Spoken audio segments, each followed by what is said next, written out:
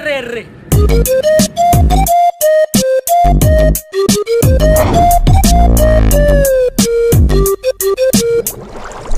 Assalamualaikum warahmatullahi wabarakatuh.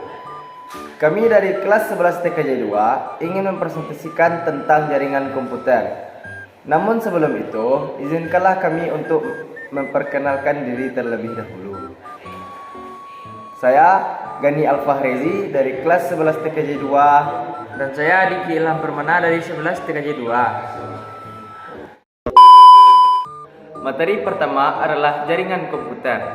Jaringan komputer adalah sekelompok perangkat yang terhubung satu sama lain melalui media transmisi berupa kabel ataupun gelombang radio. Perangkat yang terhubung dapat berupa komputer, printer, scanner, dan handphone. Tujuan adanya jaringan komputer adalah untuk mengirim dan menerima data yang disimpan di perangkat melalui media hubung. Materi selanjutnya adalah jenis-jenis jaringan komputer. Jaringan komputer terbagi menjadi 3 cakupan berdasarkan wilayah, yaitu LAN, MAN, dan WAN. Yang pertama adalah LAN. LAN adalah jenis jaringan komputer yang sangat umum dan populer seperti namanya. LAN menghubungkan sekelompok alat elektronik bersama dalam area kecil seperti gedung dan kantor. LAN digunakan untuk menghubungkan 2 perangkat elektronik atau lebih melalui media komunikasi seperti twisted pair, kabel atau koaksial, dan lain-lain. Kecepatan transfer pada jaringan LAN relatif cepat dan memberikan keamanan yang lebih tinggi. Yang kedua adalah MAN atau Metropolitan Area Network. MAN menghubungkan beberapa jaringan LAN bersama-sama dan mencakup seluruh wilayah geografis seperti kota ataupun kampus. Yang ketiga adalah WAN atau Wide Area Network. WAN adalah jaringan yang mencakup area geografis yang luas seperti negara.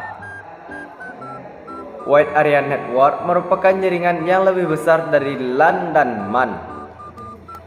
Jaringan WAN tidak terbatas pada satu lokasi, tetapi mencakup area geografis yang luas melalui saluran telepon, kabel, fiber optik, dan satelit link. Internet adalah salah satu contoh WAN terbesar di dunia. WAN banyak digunakan dalam bidang bisnis, pemerintahan, dan pendidikan. Selanjutnya yaitu macam-macam topologi jaringan. Susunan jaringan yang terdiri dari node dan jalur penghubung yang melalui pengirim dan penerima disebut sebagai topologi jaringan. Macam-macam topologi jaringan diantaranya adalah topologi mesh, star, bus, ring, tree, dan hybrid. Yang pertama adalah topologi mesh. Dalam topologi mesh, setiap perangkat terhubung ke perangkat lain melalui saluran tertentu. Protokol yang digunakan pada topologi ini adalah AHCP dan DHCP. Kelebihannya adalah susunannya handal, kesalahan dapat didiagnosis dengan mudah, data dapat diandalkan karena data ditransfer antar perangkat melalui saluran atau link khusus, memberikan keamanan dan privasi. Kekurangannya, instalasi dan konfigurasinya agak sulit. Biaya kabel mahal karena banyak kabel yang dibutuhkan. Karena itu, topologi ini hanya cocok untuk jumlah perangkat yang sedikit. Yang kedua yaitu topologi star. Dalam topologi star, semua perangkat terhubung ke satu hub melalui kabel. Hub ini adalah node pusat dan semua node lainnya terhubung ke node pusat. Dalam topologi star, banyak protokol internet LAN populer yang digunakan seperti CD atau collision detection dan CSMA atau carrier sense multiple access. Kelebihannya, jika N perangkat terhubung satu sama lain dalam topologi star, maka jumlah kabel yang diperlukan untuk menghubungkan adalah N. Jadi, mudah untuk mengaturnya. Setiap perangkat hanya membutuhkan satu port, yaitu untuk terhubung ke hub. Oleh karena itu, jumlah total port yang dibutuhkan adalah N. Jaringan dapat dia andalkan Jika satu link gagal, hanya link itu yang akan terpengaruh, sedangkan yang lain tidak. Kekurangannya yaitu jika konsentrator atau hub yang menjadi sandaran seluruh topologi mengalami kegagalan, seluruh sistem akan mogok. Biaya pemasangannya tinggi, kinerja jaringan yang sangat bergantung pada hub. Yang ketiga yaitu topologi bus. Topologi bus adalah jenis jaringan di mana setiap komputer dan perangkat jaringan terhubung ke satu kabel. Topologi ini mentransmisikan data dari satu ke ujung lainnya dalam satu arah. Tidak ada fitur dua arah dalam topologi bus. Kelebihannya, jika n perangkat terhubung satu sama lain dalam topologi bus, maka jumlah kabel yang diperlukan untuk menghubungkan adalah satu, yang dikenal sebagai kabel backbone. Biaya kabel yang lebih murah dibandingkan dengan topologi lain karena hemat dalam penggunaan kabel. Kekurangannya yaitu jika kabel umum gagal, maka seluruh sistem akan mogok. Jika lalu lintas jaringan padat, maka akan meningkatkan tabrakan di jaringan. Untuk menghindari hal ini, berbagai protokol digunakan untuk lapisan MAC yang dikenal sebagai Pure Aloha, Slotted Aloha, CSMA atau CD dan lain-lain. Yang keempat yaitu topologi ring. Topologi ring membentuk cincin yang menghubungkan perangkat dengan dua perangkat tetangga. Untuk jumlah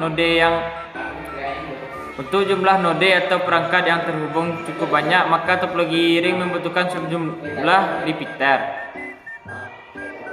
Kelebihannya yaitu kemungkinan terjadi tabrakan antar jaringan dalam jenis topologi ini cukup kecil. Biaya pemasangan dan perluasan topologi ini cukup rendah. Kekurangannya, troubleshoot jaringan dalam topologi ini cukup rumit dan susah.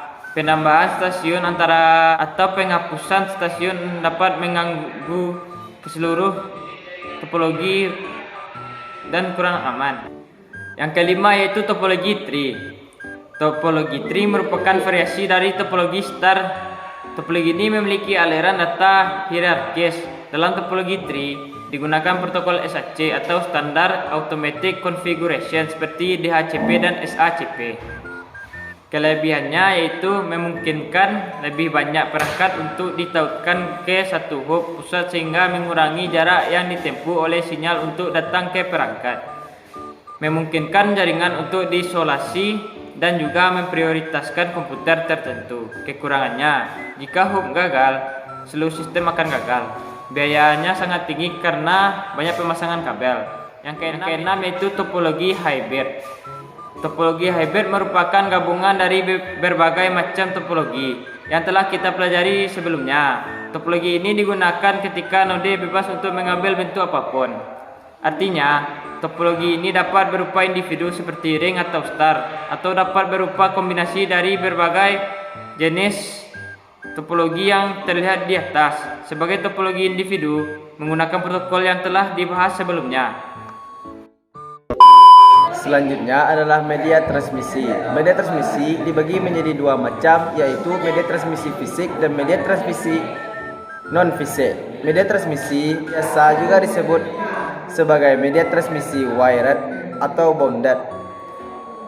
Sinyal data dan pengirim ditransmisikan, diarahkan dan dibatasi dalam jalur sempit dengan menggunakan tautan fisik berupa kabel ataupun konduktor. Karakteristik dari media transmisi fisik adalah memiliki kecepatan transfer data yang tinggi, aman, dan umumnya jarak yang relatif lebih pendek. Yang termasuk dalam media transmisi fisik adalah yang pertama adalah kabel twisted pair. Kabel twisted pair termasuk media transmisi fisik yang paling banyak digunakan. Kabel twisted pair adalah jenis kabel yang terdiri dari dua kabel konduktor yang terpisah dililitkan satu sama lain. Umumnya beberapa pasang kabel dibandel bersama dalam selubung pelindung. Kabel twisted pair terbagi menjadi dua.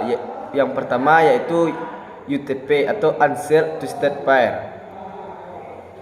Kabel UTP terdiri dari dua kabel tembaga yang terisolasi dan dipilin satu sama lain. Jenis kabel ini memiliki kemampuan untuk memblokir interferensi dan tidak bergantung pada pelindung fisik. Kabel ini digunakan untuk telepon. Yang kedua adalah STP atau Shield Twisted Pair. Jenis kabel ini terdiri dari pelindung khusus untuk memblokir gangguan eksternal. Kabel ini digunakan dalam Ethernet berkecepatan data tinggi. Selain itu dipakai pada saluran telepon. Yang kedua adalah kabel koaksial. Kabel koaksial adalah kabel yang memiliki penutup plastik luar yang berisi lapisan insulasi yang terbuat dari PVC dan dua konduktor paralel. Masing-masing memiliki penutup pelindung yang terisolasi dan terpisah. Kelebihan dari kabel koaksial yaitu memiliki bandwidth yang tinggi, lebih kebal terhadap noise yang mengganggu jaringan, dan mudah dipasang, diperluas, serta murah. Yang ketiga yaitu kabel fiber optik.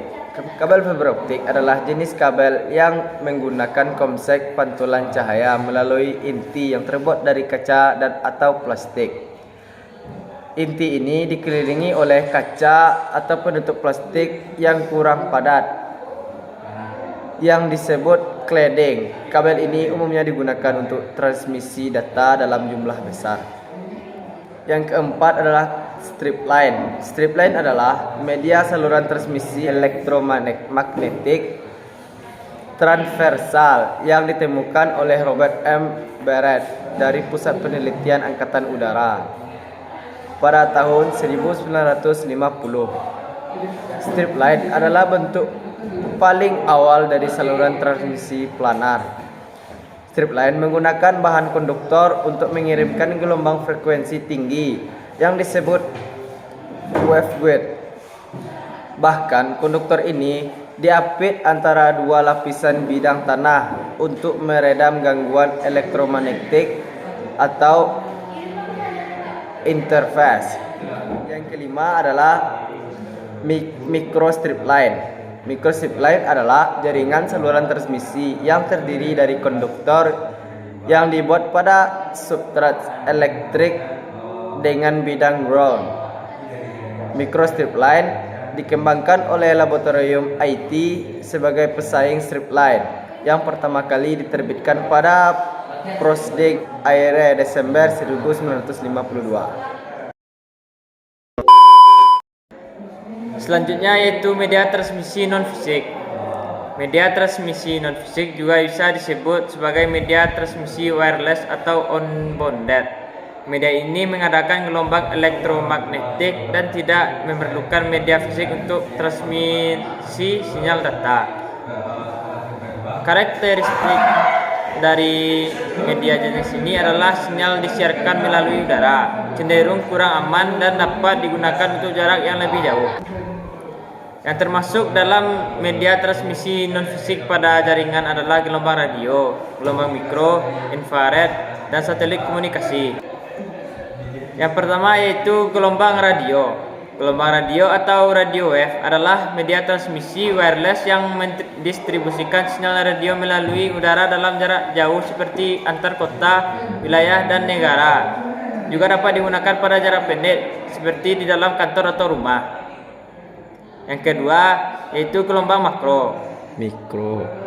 Gelombang mikro atau microwave adalah gelombang radio yang menyediakan transmisi sinyal berkecepatan tinggi. Gelombang mikro dapat mengirimkan data dengan kecepatan hingga 4.500 kali lebih cepat daripada modern dial-up.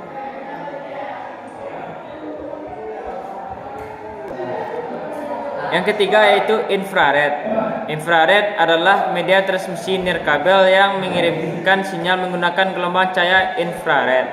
Komputer dan perangkat seluler seperti mouse, printer, dan ponsel pintar sering kali memiliki port IRDA yang memungkinkan transfer data dari suatu perangkat ke perangkat lain menggunakan gelombang cahaya infrared. Yang keempat yaitu satelit. Satelit komunikasi adalah stasiun ruang angkasa yang menerima sinyal gelombang mikro dari stasiun berbasis bumi, memperkuat sinyal dan memancarkan sinyal kembali ke area yang luas ke sejumlah stasiun Earth base.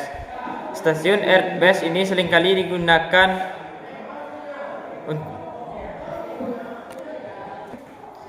Stasiun Earth-based ini seringkali merupakan stasiun gelombang mikro. Perangkat lain seperti ponsel pintar dan penerima GPS juga dapat berfungsi sebagai stasiun Earth-based. Transmisi dari stasiun Earth-based ke satelit adalah uplink. Transmisi dari satelit ke stasiun Earth-based adalah downlink. Perbedaan kecepatan ini biasanya dapat diterima oleh sebagian besar pengguna satelit internet karena mereka cenderung mengunduh lebih banyak data daripada unggah data.